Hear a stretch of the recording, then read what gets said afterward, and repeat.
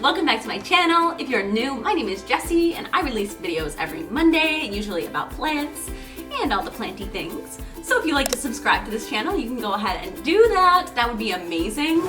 I do just want to say that I think I am 12 people away from having 500 subscribers on this channel.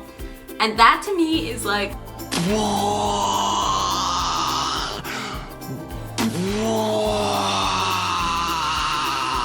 so outside of my comprehension. So thank you so much to everybody that subscribed to me. It has been so amazing so far, so thank you so much. You may or may not know, if you have watched some of my most recent videos, if you have not, you may not know that I am moving to Seattle from Buffalo, New York in the next couple of months, which means that I am in full swing of trying to prepare for that move. Like I said in my last video, we are moving with only a car.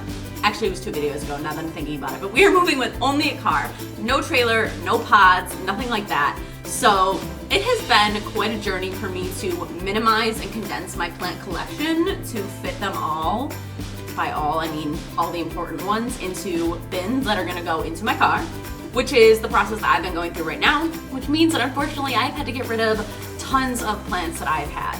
So I think at one point my collection was close to, like, I think 100 to 150 plants. And now I'm somewhere down in like the low 40s, which is great for moving purposes, but not great for my heart. So today I want to talk about some of the plants that I know for a fact that I want to rebuy, like pretty much immediately when I get to Seattle. The reason that I did choose to let go of them is just because I know that these ones are going to be relatively more accessible to me in like any major city, so like I guess I'll get rid of them. But that didn't mean that it wasn't very hard for me, so I'm going to talk about the ones that I want to repurchase and bring back into my life as soon as we arrive in Seattle. So if you're interested in what plants I am going to be missing for the next few months, let's go ahead and get right into this video. So the first plant that I'm going to be repurchasing, hopefully immediately, is a philodendron micans. Now, for all of these plants, I'm going to try and see if I can find a picture of like my own that I had before I sold them. But for some of them, I might not have taken a picture, so, you know, if it's like a stock image, it's probably a stock image. But I'm going to put some pictures on the screen for you guys.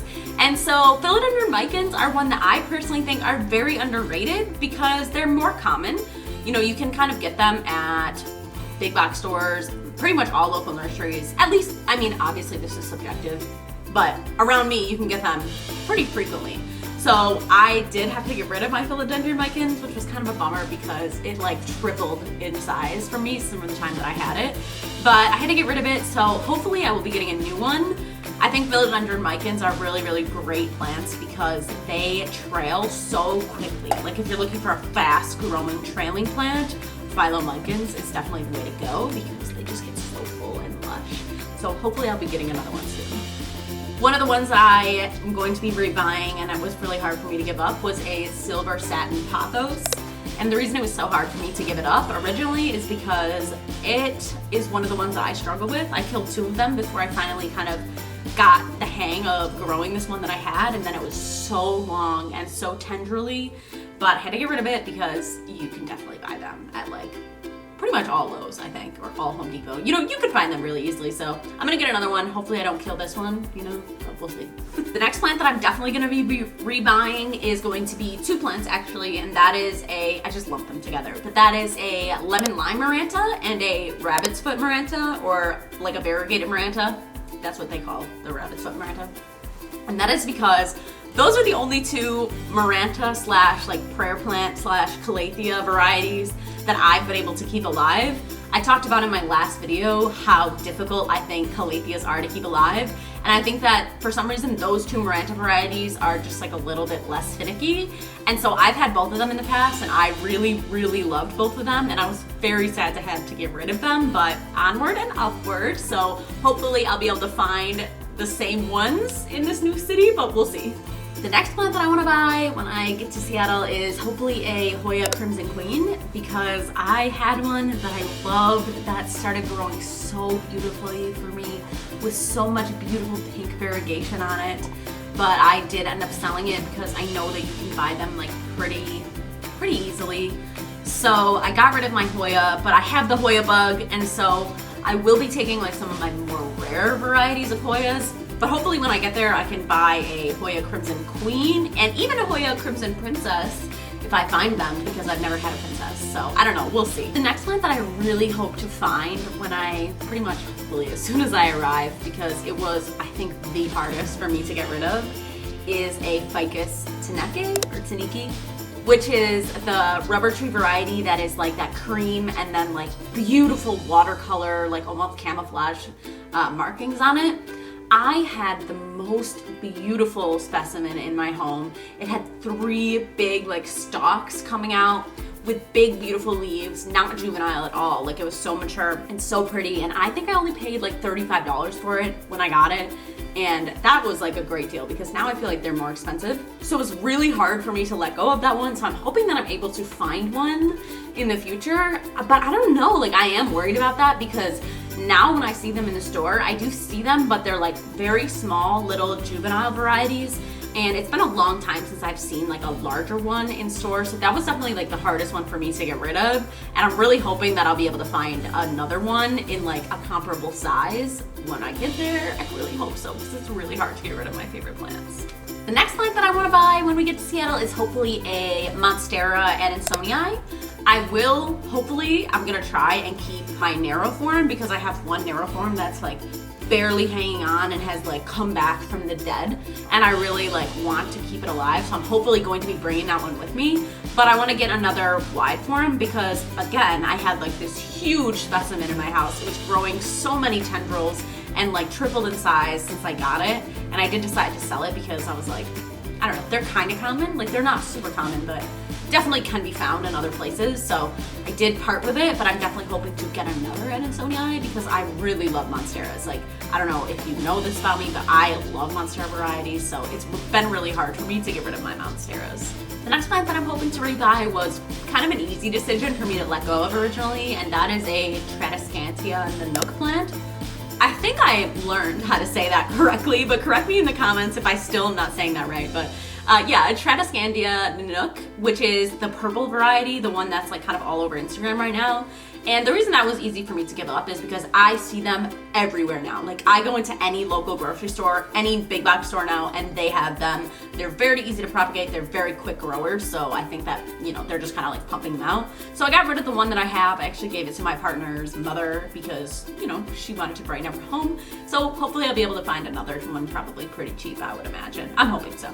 The next one that I really hope that I'm able to repurchase, but I'm kind of nervous about, is a Zenzi ZZ, or like a Zenzi ZZ. Say that 5 times fast. But the problem is that I sold the one that I had because I just didn't feel like we had enough space. I had to make some concessions. But I've only ever seen them in real life, in person, one time, and it was the time that I bought it. And so I'm kind of nervous that I won't be able to find them again, so I might have to go to like Etsy or someplace like exotic online to find one. I really love Zenzi ZZs. I think they're like a really good alternative to regular ZZ plants, because if you have a regular ZZ, you may know that like the stalks kind of grow like unruly after a while, but the Zenzi ZZ has that like nice compact shape, so it kind of grows like tree-like. So I really like them, and I was really sad to get rid of it, but I hope that I'll be able to find one, and if not, I'll have to probably resort to Etsy or something, but you know, it kind of is what it is. I had to make some concessions somewhere. It is what it is. It is what it is. All right, I saved this one for last because this one I'm nervous about talking about, because if you watch my last video, you will know that I have kind of a disdain for Costa Farms. Costa Farms sucks, which is a mass manufacturer of plants in the United States. So I can link that video in the cards for you, but you know, just know that I really don't love Costa Farms. But I did have a Raven ZZ plant that I sold. I got rid of it because they're very accessible and easy to find. But I don't know if I should buy another one because, like I said in my last video, I don't love to support Costa Farms with my dollar. But also, if you watch that last video, you will know that they like restrict other plant sellers from like propagating and then selling ZZ Ravens. They have like a patent or a monopoly, whatever you would call it, on ZZ Ravens, so they're able to like go after you if you're a small seller and you're selling those plants, which literally sucks. Like, I think that absolutely sucks. But I still really love ZZ Ravens, and you can find them everywhere now because of Costa Farms. They just mass produce them and they sell them in like every grocery store. So I don't know, I'm conflicted about this one. Let me know down below. Like, let's start a discussion about ZZ Ravens because I really want to buy another one, but I just don't know if I should. What do you guys think? Do you think it's like, I want one. They're so pretty. They're so pretty, but like, I don't want to support big business. But you know how it is, okay? Sometimes it's hard. Alright, you guys, that's gonna be the end of today's video. If you made it to the end, I just want to say thank you so much for watching. The fact that this channel is like seemingly starting to grow means everything to me. This is like my favorite thing in my life that I have going on right now. So thank you so much to all of you that are here on this journey with me. It has been amazing. If you'd like to leave a comment down below, just letting me know any kind of video ideas or suggestions that you have that you want to see from me, or, you know, I don't know, any comment down below. I don't care. Let's talk in the comments. I always respond to every comment. So leave me a comment down below, like this video if you liked it, and I will see you guys in my next video. Bye, guys.